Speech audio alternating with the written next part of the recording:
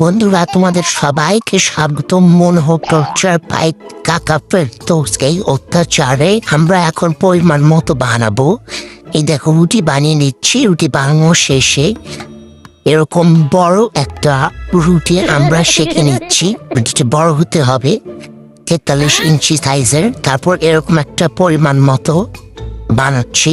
এই দেখো, ফ্রাই হচ্ছে। ওকে, এরপর হচ্ছে কিছু একটা ভেজে নিচ্ছি পরিমাণ মতো।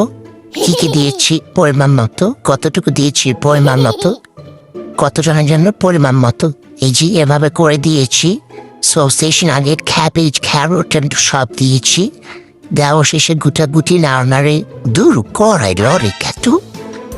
এই তো তারপর হচ্ছে আমরা একটা পরোটা বানিয়ে এটাকে সেঁকে নিয়েছি। এটা 53 ইঞ্চি সাইজের। একটু এখন আমরা প্লেটে রেখে দিয়েছি। যার মধ্যে হচ্ছে আমরা সাদা সাদা মেয়োনিজ দিয়েছি, স্প্রেড করে নিয়েছি। এরপর একটু সস পরে রাজাই পড়লো।